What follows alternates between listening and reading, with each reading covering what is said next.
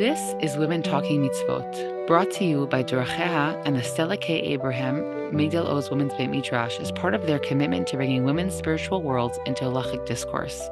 This podcast series has been graciously sponsored by Sigal and Zach in honor of Women's Talmud Torah, Women's Halacha Study, and in merit of Am Yisrael. This first episode explores why we think it's important for women to engage in learning about mitzvot and investing energy in their religious experience and identity. Future episodes will delve deeper into particular mitzvot and how they impact our lives and community. But for this episode and the next, we wanted to take the time to speak more broadly about trends in women's religious lives and how we would like to see them develop. Hi, I'm Yosefa. And I'm Shayna. And we've started this new podcast to explore both the text and the lived experiences of women keeping mitzvot. Deracheha is an initiative of Yeshivat HaRatzion in partnership with the Israel Kuczynski Virtual Beit Midrash and the Stella K. Abraham Beit Midrash for Women at Migdal Oz. Halacha is a guide for living, rich in nuance and alive to its adherents. It is responsive to religious intuitions and spiritual aspirations. It is much more than a black or white bottom line, and we believe that understanding halacha raises the level of our communal discussion. The Deracheha website presents halacha accurately and respectfully in a woman's voice and explores a range of halachic opinions as clearly and thoroughly as possible, leaving room for each reader to find a place within it. At Deracheha, we don't advocate, we educate. We are passionate about informing you about halacha without telling you what to think. This podcast is an outgrowth of the rich materials you can find on the website, which you can also hear as an audio lesson on all podcast platforms called Kol Deracheha. Our bi-monthly conversations combine discussion of the relevant source material on the topic with candid conversations about current patterns of observance and what we see working and working less in real time, and the developments of women's mitzvah observance. Shayna, why don't you tell the audience a little bit about yourself? Hi, I teach halacha and Tanakh in the Beit Midrash at Migdal Oz, where I also serve as a mashgicha ruchanit. I enjoy blogging on Times of Israel when something's on my mind, and I wrote a book on decision making that has been published both in English and in Hebrew called What Do You Really Want? I'm a Nishmat certified Yoetzet Halacha, and I have the opportunity to teach brides and couples before their weddings. And I also have the major zchut of being a contributing editor for the website Deracheha, the website behind this podcast. And I made Aliyah in 2011 and live now in Alon Shvut with my husband Judah and our 5 children. And Yosefa, what about you? I also teach in the Migdal Oz Women's Beit Midrash and in Herzog College as a Tanakh professor. My doctoral work was in Tanakh research, and I also work in the Matan's Women's Institute for Torah Studies. I've been podcasting for years. You can check out Parshat Shavua and other Torah content on my Matan podcast feed. I also put out episodes in Hebrew for Migdal Oz's holiday-centered podcast called Hazman Grama. And I, like Rabbanit Shayna, am also a Nishmat certified Yoetzet Halacha and teach brides and couples before their wedding. I also live in Gush Etzion with my husband Zevi and our 5 children. Okay. Yosef, as you mentioned in the intro, Deracheha already has a wonderful podcast with Rabbanit Rachel Weber-Lashah, chavutz of yours, a Bulgarian of Migdal Oz and a Ramit in Lindenbaum.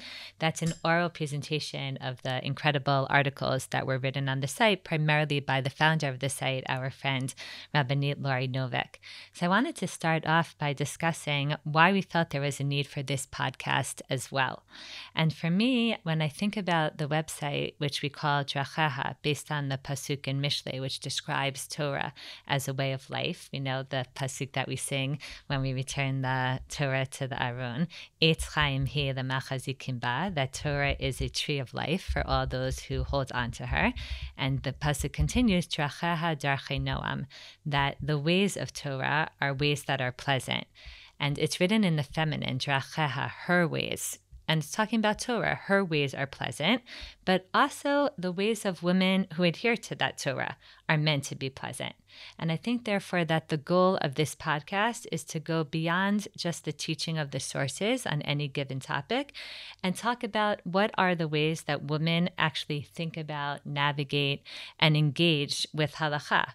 what's it like to live these halachot? What questions do they raise? What feelings do they evoke? What is the lived experience? And I know that Lori Novik recently shared that when she started Deracheha, Rav Bick, who is the wonderful halacha editor-in-chief of the Seid and Aram in Yeshivat Har Tzion, said that he envisions this website being a bridge between life in and out of the Beit Midrash.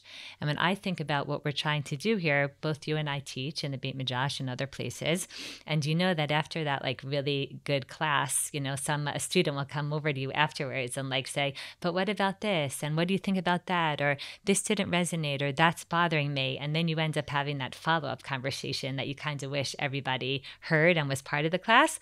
I hope that this podcast is an opportunity to invite our listeners into that conversation between us and discuss the impact of these topics on our lives and how we approach them from an honest and authentic place. I'm curious for you, knowing how busy your life is right now and the different balances of work and family, how come, in addition to the other amazing podcasts that you already do for Matan, this was something that you felt passionate about? First, maybe I'll just say something about the medium, Shayna. I really, really believe in this medium. I think that the medium of podcasting is conversational in a way that, hierarchy is a bit weakened in our world today and also in our religious world. And I don't think that has to be necessarily a negative thing, meaning this format of speaking Torah it's kind of like a charuta in my heart that we're going to share with other people. And I think that there's something really powerful about hearing two people who in some spaces and on some stages are very put together and have their sentence that they want to say or their final point. But here we're going to be thinking about these ideas together. And there's something about the fact that it's not a fully baked cake that I actually really appreciate that. I sometimes even like it better because I like the ability to be able to retract, to think about that and say, you know what, I think that's a powerful idea, but I'm not actually sure that I am 100% behind it. So there's something, to me, very humble about the medium of conversation. Totally. It also is a way of having a charuta permanently. Yeah, so it's a fun medium for me. It's humbling. It's also terrifying for me and vulnerable. You know me. I like to you prepare. Like baked cakes. You like baked cakes. I like to prepare and put a lot of effort into thinking things through, but there is something appealing to me about engaging in these conversations and talking mitzvot with you that is exciting to see where this takes us. I think also another reason why I really jumped on this project, even though, I'm slightly overwhelmed at the current moment, is because I believe specifically in this topic, meaning it's not just at the medium, but that this topic, we are the product. You and I are the product of so much change that has overtaken the world and the religious world as a clear byproduct of that. And our students and their children and daughters are still going to be the product of a tremendous amount of change. And I think that there's something really important about taking stock about where we are, what's working, how much are the things we're going to speak about. We're going to be very candid about how much this represents a broad swath of the religious world, meaning we have a very clear sense of where we stand and how much these ideas are representative or not representative. And I think that being honest and taking stock of all of that is also really important, particularly because there's just been so many decades of a tremendous amount of change that I am so grateful for. I'm so grateful to be a product of that, to have grown up in a world where Torah learning for women wasn't obvious. But I think that there's something really important about even just having a self-aware conversation about it that's not critical, it's explorative. We're trying to figure out where we're going, what's working, what are things. I think that many movements in the world are kind of doing this kind of self-assessment. And I think that that's taking stock of where we are. And so this particular topic, I think, is important. And I think also because we're involved in a moment of tremendous change, by moment I mean decades. I don't actually mean a moment. But I think that many women, even without knowing, are sort of putting back together a lot of pieces that have kind of been unraveled in the decades before us. And I think that in and of itself, just adding a little bit of self-awareness is also something that could be very beneficial in helping us also make choices judiciously about where we want to go forward in the future. Absolutely. Definitely. It gives context and a deeper understanding. I think often about the fact that as religious Jews, the 613 mitzvot of the Torah and all of the accompanying mitzvot Rabbanit, which are really like the bread and butter of our day-to-day life, they dictate how we live basically in every single moment, from when we get up and when we get dressed till we go to sleep, how we eat, how we function, how we conduct ourselves at work, how we engage in relationships and in intimacy. And it takes a lot, to be committed to something that has so much influence over every aspect of our lives. It's hard to just be faithful, blind adherents to this system of halacha without really understanding it. And I think in the times that we live in, people like to understand things. They like to have a sense of how things work. Everybody could go on to Google and type in, I have this system, this symptom, what's going on? And, you could be your own doctor, so to speak. But it's not only from the intellectual standpoint of curiosity and wanting genuine understanding, and sometimes, unfortunately, also from that more cynical, like less trusting place, the place of like, I'm not going to buy into something if it doesn't make sense to me. I'm not going to. And I think just understanding also for ourselves that it wasn't really always like this. We live in the 21st century in a information overload. And I think for our ancestors, for our grandparents and great-grandparents, life was different, not only for women, also for men, and an article that touches on this and I think really brings this point, out into the open is a landmark essay by Rav Soloveitchik's son, Dr. Chaim Soloveitchik, called Rupture and Reconstruction, where he talks about the transformation of contemporary Orthodoxy. So you have to quote that article once in your life. If you ever walked into a YU institution, if you don't know what it is, please quickly Google it. There actually is a symposium. Tradition has an edition where the symposium and responses. Meaning not only was this article written, there's been numerous articles written about and numerous discussions had Sorry, about go back to this. the important point, Shayna. No, because he talks about the difference between the textual tradition, which of course this is a podcast that's going to discuss text, and Deracheha is all about bringing the text and analyzing them. The difference between that and the mimetic tradition, the tradition that was learned just through imitation, through observing your mother in the kitchen, through watching how your father, made kiddush on Shabbat. And he talks about how because halacha is like this sweepingly comprehensive system of daily life, and a way of life, he writes, is not learned. A way of life has to be absorbed, and its transmission has to ultimately be mimetic. It has to be something, he writes, that's imbibed from parents and friends and patterned on conduct regularly observed in home and street, synagogue and school. And we know that our community, for sure, the Ashkenazi community, through the Holocaust, but I think also the Sephardi communities through the upheaval and the movement that the immigration that a lot of the communities underwent, that system of like just observing customs and observing like what was just like the natural way of Jewish life, it's affected the ability for us to really, really, really sometimes connect. Because when you read a source or even you open up a fantastic website like Deracheha, it's still reading something, on the paper.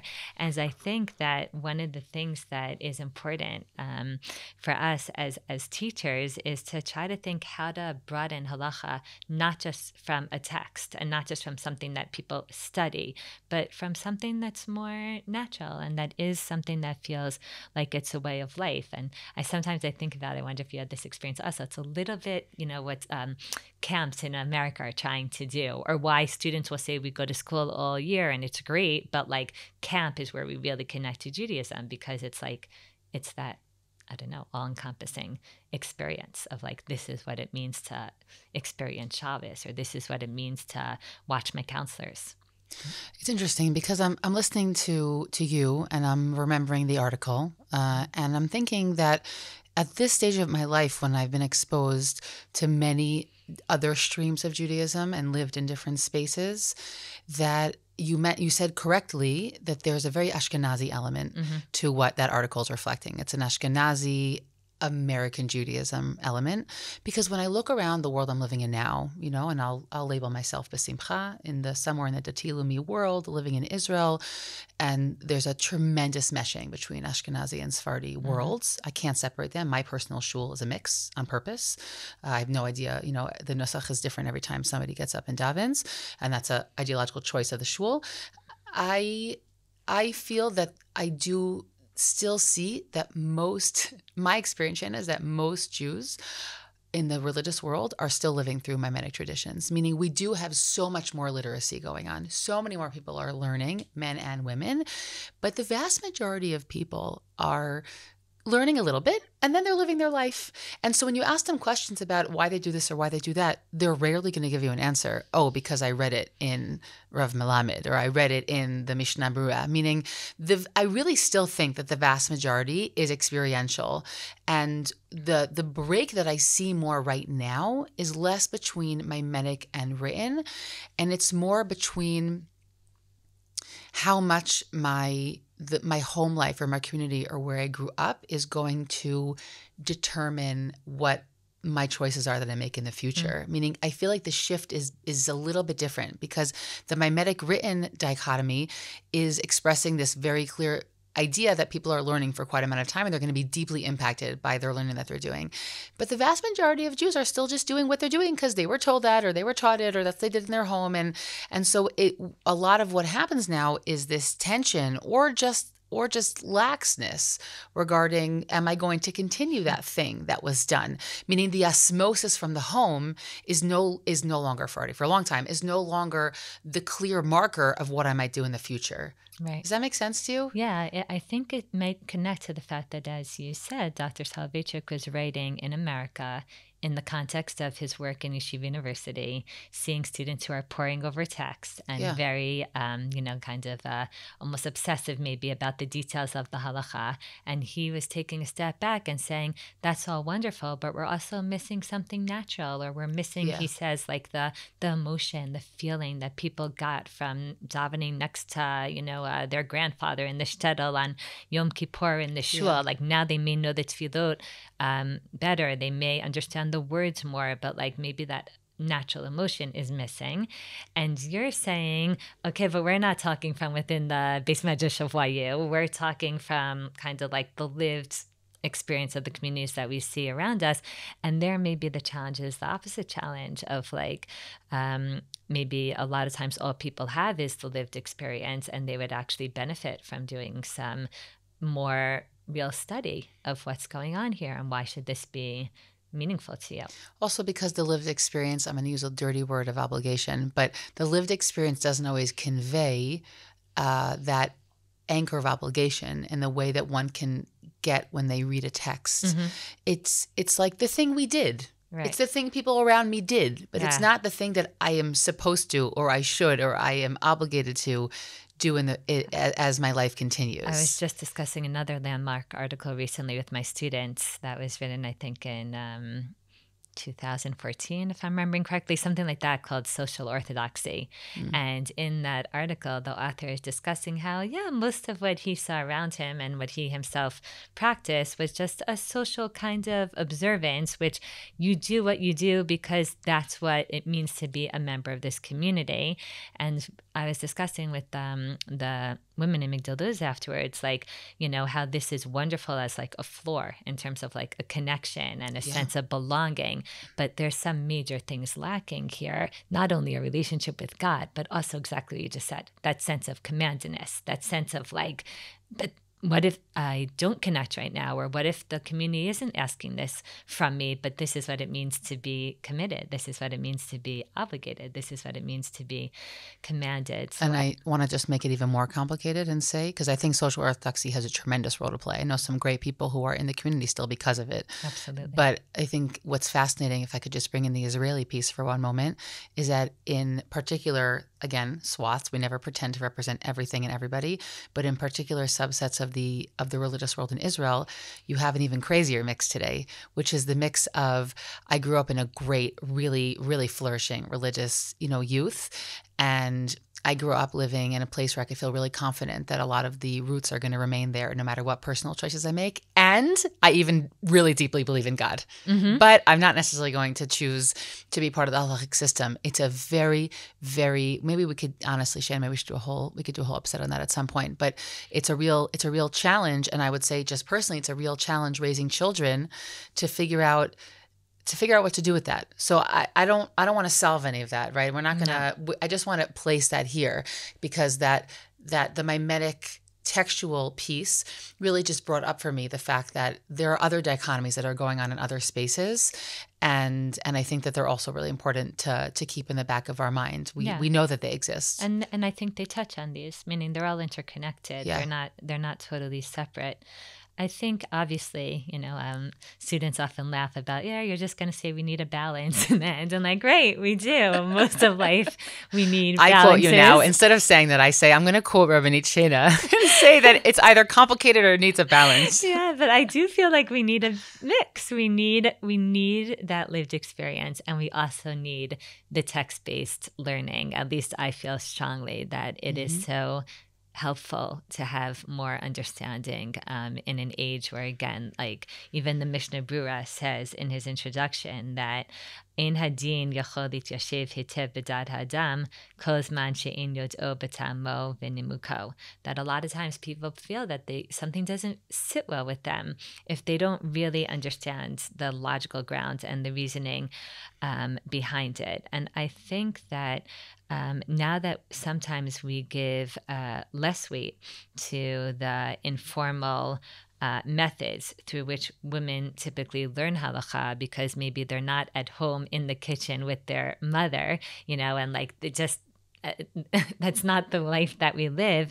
This argument takes on even more like urgency in the sense of like, if yes, as you said, the lived experience is still very, very strong, but not necessarily the halachic obligatory part of it, or this is how we prepare something, this is how we keep Shabbat. And therefore it's so important that all of us, men and women, like are given the tools to engage in a real way. I'll add also this idea that my husband, I remember years ago, he shared with me, maybe he got it from his brother, I don't know, about what it means to be a professional Jew. And he said, like, the same way that any professional in the field that they're in needs to really be able to be conversant in the language and in the literature of their field, right? So for my husband, who's a doctor, it means understanding that medical jargon, which I could tell you, Yosefa, we got the New England Journal of Medicine, comes to my house every week in Israel. It's all in English, but I literally can only understand one article in the entire magazine called the Perspectives article that's written for lay people, because everything else, even though you're reading English, you're like, what are they talking about? It's so full with just the medical terms that it's very, very hard to follow. Or the same way that a lawyer has to really understand the Constitution or case law. I think that if we want people to be, so to speak, professional Jews, in the sense that we want them to feel like they're insiders and that this is theirs and they're fluent in this area because it is their lives at the end of the day. So it means that we have to some degree, not everyone has to be, the same level of fluent, but at least have the basic ability to feel comfortable with our texts, with our primary sources, obviously starting from the Chumash and the Tanakh, but going on to other areas of study like Mishnah and Gemara and like, halachic sources and poskim. And I'm curious first of all if you relate to this concept of like just feeling like in order to be an insider, you need to have that ability, and why for you specifically you feel that your engagement with text maybe is something that you find to be personally beneficial. I think it's important to separate those two because if I only speak for myself, then I would say, like you, I'm a person who loves text. I love absorbing knowledge through the written word, okay? And I'm a deep believer in literacy. But I also recognize that there are people for whom it is not a channel through which they absorb well. It's a big challenge for them, which if I just go back for a moment to be self-reflective about what we're doing, it's why I love what we're doing right now. Because for people who maybe they love text, or maybe it's really not so accessible for them, and then they can listen to something like this or the audio listens of the Deracheha podcast. I think that is such a powerful medium in addition for the many people out there who either have lost their attention span for reading or who never were able to really access it to begin with. Engaging with text doesn't have to mean that you Reading are the it. one who Exactly. opens the book and reads it. That's Exactly. a really important point. But I do think that there are a few things here. Some of them are for all Jews, and some of them I think are even more important for women. I think that for everybody, we simply raise the bar on what we're actually talking about when we actually know a little bit what we're talking about. But to be able to do that, you have to actually receive an education. It's like if you were given a list of the vocabulary words in that New England Journal of Medicine, you still probably wouldn't necessarily be able to put it all together, because you need somebody to guide you in terms of how those pieces come together, right? There's more. It's more than just a vocabulary list. When literacy is about an approach to learning something, especially in Jewish text. If you just read things, we often come to a very, very wrong conclusion, which is why people spend years studying. This is why they get a Deracheha, they get a way of accessing texts. And so I think that that's important for everybody. It can often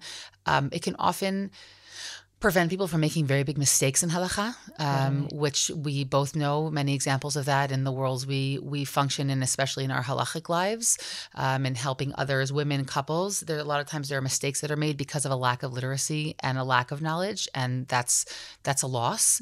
I also think that the conversation at home can be raised much more. I think that people are then not as fearful of doing homework with their children, or forget the homework, just learning with them in a very free flowing kind of way. And if I am just honest also about the women piece, again, there are many men and women who all could benefit, I think, from a bit more study or exposure. But I do think that, especially when it comes to women and their learning, there is still a gap between the two different worlds. Again, it looks very different in different spaces. And I think that women studying is still especially an imperative, because we really still have a gap that exists there. While there are some gaps that I'm sure we'll talk about throughout our episodes that I don't think are a problem, and I'm not looking to do copy paste, in this particular one, I would like to see the gap closed. For sure, in the sense of women being able to contribute more in the community and to teach more, or to be active participants in the conversation of how the shul should look, or how different events should be run. I also want to add one other thing that for me is very, very important, and that I definitely experience in my work as a yoetzet halacha, or in teaching young people halacha, which is that I really feel like a more sophisticated understanding and appreciation of the halachic system. Again, even if it's not that through you directly engaging, but through you hearing about the halacha, understanding the system more, often really helps people develop a deeper respect for the halachic system. It doesn't feel as random anymore. It doesn't feel like, oh, how come sometimes the rabbis are like that and sometimes like that? How come sometimes he tells me that, I have to throw out the thing that I just made, and sometimes he says it's fine? Is it just because of, the mood that he's in, or how compassionate or sensitive he's feeling that day? I think it enables us to understand when exceptions could be made, when we're able to be lenient. And in addition, it also helps people value and appreciate and respect that there could be different opinions and approaches, as opposed to feeling like, I don't understand why women cover their hair differently, or why tea in some homes on Shabbat is made like this and other homes like that. Or it's feeling like very, very, very, confusing or all over the place. It gives a framework, and that helps people feel grounded and helps them feel rooted, and it helps them feel like this isn't just, dependent on specific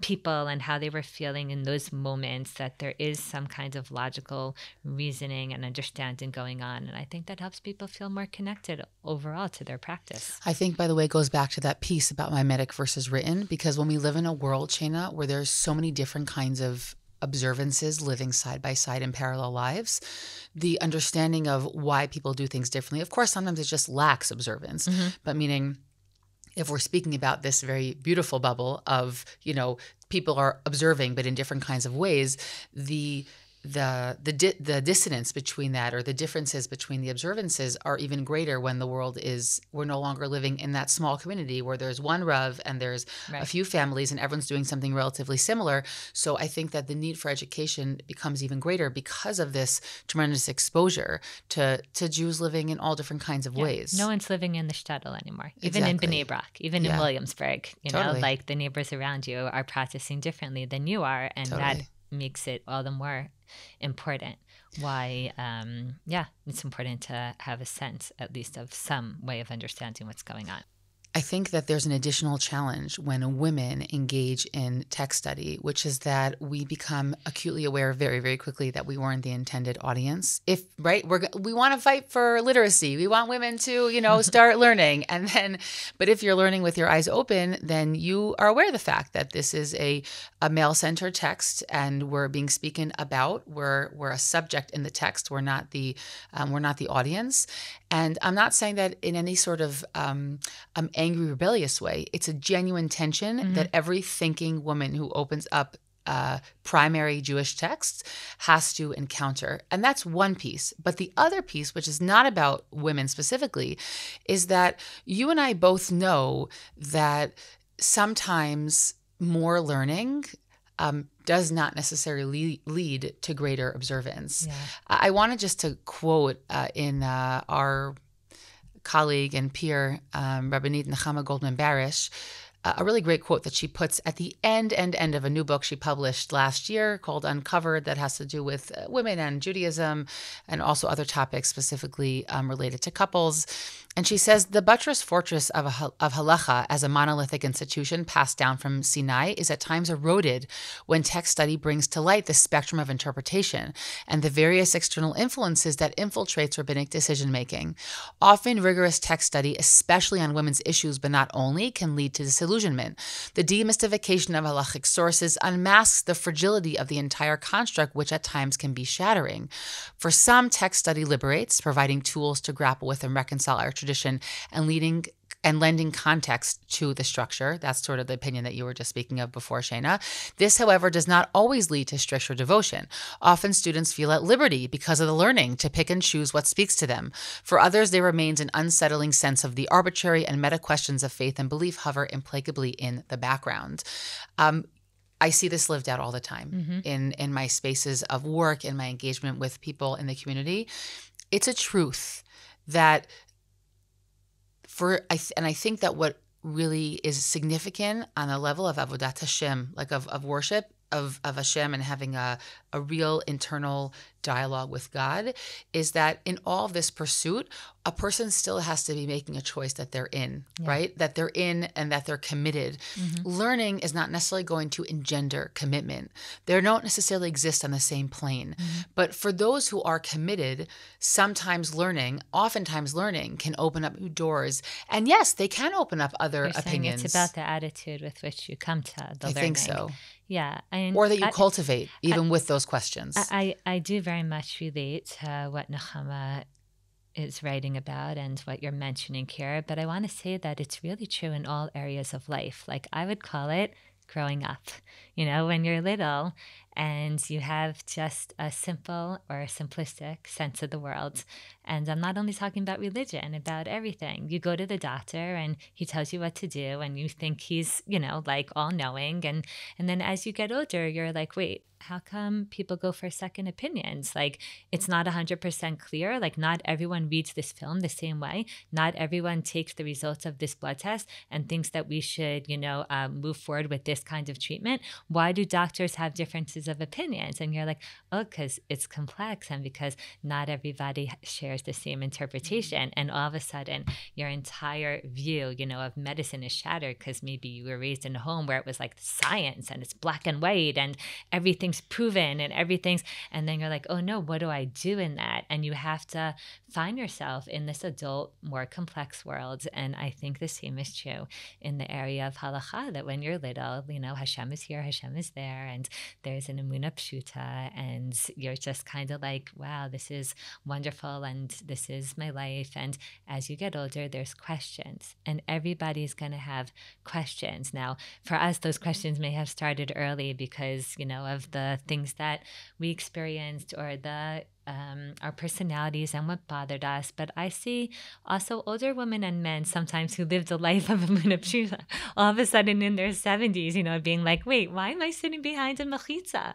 And they never wondered that before. But like all of a sudden one day they were like, wait, why is it this way? And they begin to learn about it. And therefore, I totally agree with you that it's very much dependent on the attitude that we bring to it. If someone comes to the learning, it says, I want greater understanding. I want to help this. I want this to help me make me feel more rooted. I want to, develop a framework. Then, yeah, it could really, really, really increase and augment, strengthen their ability to feel committed. But if somebody comes from that more cynical kind of place, it's very easy to very quickly be disenchanted. And I do just want to say this is an age-old issue. Like the Chachamim, like already Chazal in Pirkei Avot speaks several times in several Mishnayot there about how anyone who increases their chachma has to be working doubly hard to increase their yira, to increase their yirat shamayim. Or there's another Mishnah that talks about how if somebody has a lot of chachma, we could compare it to a tree that has enormous branches that are so heavy and that are so beautiful. But if the roots aren't being deepened at the same time, and the roots, it says, are our maasim.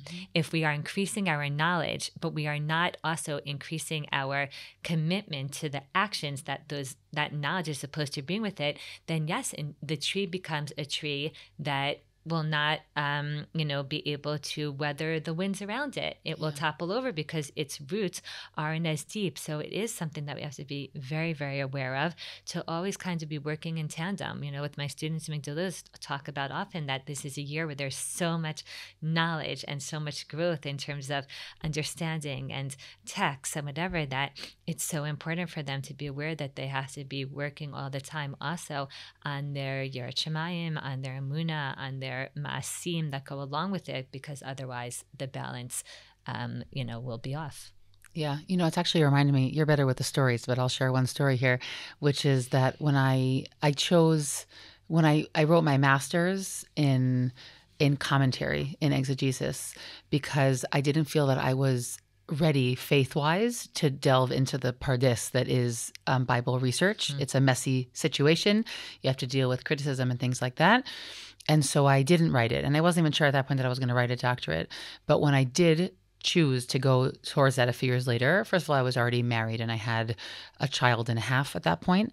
And I literally sat with myself and I said to myself, okay, Yosefa, you're about to do something a little bit messy, but let's remember that you are committed and you're in, and that I committed myself throughout that process to whenever something was coming up for me, I was raising it with a question mark.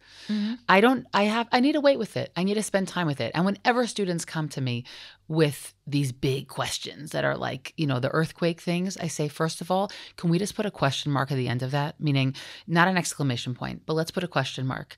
Let's sit with it, right? Let's sit with this. This is the kind of question that I definitely can't answer for you right now. I can start to help you piece together a response, but I don't say this to them always, when they're how to hold it, how to hold those pieces. But for me, it was kind of like, okay, I'm committed to staying in, and all the questions that are going to be raised by this process, which I'm going into, with my eyes wide open, I have a 5-year process ahead of me. So let's see where it goes. And obviously, not every question we have, we're going to wait with it for 5 years. But whenever people do approach me with questions that are kind of these big ones, I say, first of all, this is going to take time to put something together for it, and we need both the humility. And let's lower the volume. Also, lower the volume. As you're describing it, I'm thinking it's really not so different than marriage. It's like we enter into a brit with Hashem. We enter into a covenant in terms of our relationship to the world of Torah and to our observance of mitzvot. Not so different. We know it's even compared to a marriage where you make a commitment and you say, I'm here and I'm here to stay. And issues come up, and sometimes they really, really, really could shake us, or they can make us question things, but you're like, okay, let's take a deep breath and we're going to work through this. And sometimes it could take a while to work through it. And sometimes it could be one really good conversation. And sometimes it could be something that you kind of put aside for a while because now's not the time that you could really address it. But if you come from that perspective of like, I'm in, so to speak, it helps lower the volume on the urgency of like, oh no, what do I do now? And I think, I guess for the two of us, but really for everybody, I think all of us have to go through a process somewhere of like, where do we find ourselves, or how do we find ourselves within this whole dynamic, and within this question of how we want to balance like our exposure to issues that sometimes are challenging or frustrating, or that create some dissonance. So it's easy sometimes to look from the outside at, let's say, a more Haredi world, or of women that we know in that world, and be like, oh, they have it so much easier because, let's say, maybe they don't go to shul as much, so the questions of ritual and their place in that aren't as bo'er, it's not as burning inside of them or whatever, and there's less tension there. But they have other tensions in terms of like work-life balance, and who's providing the finances in the family and things like that. And we'll look at women who are in a more liberal, open, Orthodox world, and we'll say, they have less tension because they've just chosen to kind of like embrace the frustrations and the challenges, and they're not necessarily saying, oh, I'm in this, and like it's more open, and maybe I'll decide to make a change or something different. But I think that, just as you said earlier, like just kind of saying it's okay to hold it and to be with it and to think about it and to decide how much even I want to expose myself to that is okay. And it's also connected to personality, Like there are some people who are just like very happy. I know this from teaching Kalu, like especially when we start to talk about intimacy and sexuality, and it's still a good few weeks or months before the wedding, and they're like, I'd rather not know right now. It's just knowing makes me nervous, and I'll deal with things as I, and there's other people who are like, bring it on. I want all the information that I could get. That I do better when I know things and I understand them. And I'm like, what? I've learned over time that there really isn't one right way here. So there's a personality piece here. And there's also a piece about how our world is changing all the time and the complexities of that. And I guess I'll end by sharing two things that I've heard over the years from Rabbanit Esti Rosenberg, the Rosh Beit Midrash in Migdal, that has really helped me think about these issues. Two mashalim, I'll call them, two like parables that she uses. One is sometimes she likes to say to the students that if someone would view from the outside, a child being given a vaccine, and you would say, what is that? They're injecting him with a needle, and they're putting some dangerous little viruses into his arm. Obviously, the question would be very, very legitimate. And yet we know that exactly that vaccine and the elements in it, that little bit of exposure to the virus, is what's going to give him the immunity to be able to navigate the world from a healthier place. And she says oftentimes when someone enters into a Beit Midrash, it could a little bit feel like that, like they're being injected, or they're being all of a sudden exposed to these elements that could feel almost dangerous. Like it can feel uncomfortable. Yes, it totally. Feels uncomfortable. Yeah, it's like unsettling. when your arm is sore and you're like, wait, I was like betov, I was good, and now all of a sudden something feels less comfortable, less good. And in the long term, though, I think learning how to be exposed to things, or being exposed to things, helps us have a stronger and more rooted and stable understanding of our Judaism, and helps us to hold sometimes the tensions that especially come up in modern life between, like our 1,000-year-old traditions and some of the things going on around us that are really very, very different from that. And another model that she likes to bring is she says that when people are taught to run in their Avodat Hashem, when they're told to really start to engage with it, again, whether it's through actually reading text or just discussing issues or letting themselves question or whatever, on the one hand, it's exhilarating. Like all of a sudden they're engaging directly. But on the other hand, especially for women, but again, not only for women, at some point they're going to hit up against, Gdarim, whether it's fences or walls, or they're going to hit up against some kind of boundary that's like a question that can't be answered, or something that they're just not able to resolve, or something that's really a frustration that's bothering them. And then, as you said earlier, it's going to be a choice. What do I do when I meet up with that? Do I say, okay, she likes to say ST, fence, ST, like, okay, Na'im lahakir, and I'm comfortable stopping here. It doesn't feel so good to not be able to go further, but like, I accept that. Other people are going to smack up against that, and it's not going to feel good because they're going to smack into it, and it could really, really, really hurt, and it could leave them bruised. And there's some people who are going to be running so fast that they may fly over that fence or break right through it. And it's like, no, what happened? I taught you how to run, but you were also supposed to know how to break.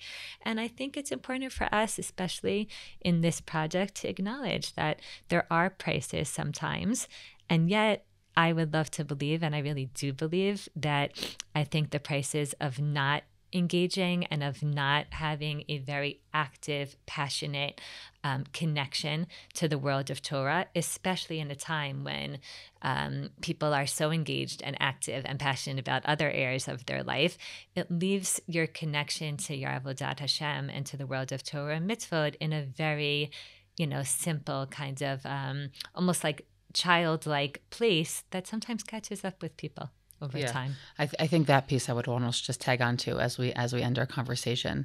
The level of research and sophistication that people, men and women, are putting into so many other areas of their life, to not at least try and match that in our religious lives, which ultimately are religious, it's the envelope. It's what is holding, right? For those of us in the religious world, it's holding up that whole system.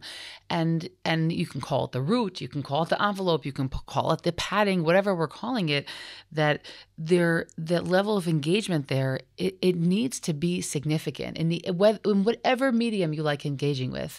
Because otherwise, those moments, those frustrations, or I would even say so many times, Shayna, I've had conversations with women who are much, much, much older, okay? And they'll say, wow, looking back at what was then, what if I had knowledge about X, Y, or Z then? It could be about anything, a birthing experience, there's a lot more preparation today, or about ways of eating, or all different elements having to do with our life, not just religious and, I wish I would have had a Beit Midrash, about all different things. And you look back and you say, wow, if there would have been like more knowledge or engagement, I would have gone through that very differently. And it's naive to think that it was an experience that happened and then you just walked by it. It's an experience that we have, and then it impacts our life going forward. And so I don't think that we always have to inundate and overwhelm ourselves with information, but I think that a certain amount of engagement with these topics in a serious way, which might just be just having conversation with someone who can help us and be the arbiter between, that world of halacha or Torah or whatever it is and what we're going through. I think that it's really, really significant, because in the long run, we're going to appreciate the fact that no matter what decision we came to, or no matter how we developed, that we know that there was thought that went into that process, and that we then take ownership over what happens as we go forward. It just happened, or I fell into that piece. So I think that that's a really significant one. And I'm really excited for our continuing conversations here as we move forward in this series twice a month. Yeah. Looking forward. Yes. Well, we're looking forward, everybody. And welcome to Women Talking Mitzvot. It's been an honor. Bye, Shayna. Bye. Did this conversation move you or cause you to think about the topic in a new way? Please share these episodes with friends and family and start conversations about meaningful mitzvah observance with all of them. You can contact us with thoughts and questions at womentalkingmitzvot@gmail.com. That's womentalkingmitzvot@gmail.com. Looking forward to our next conversation.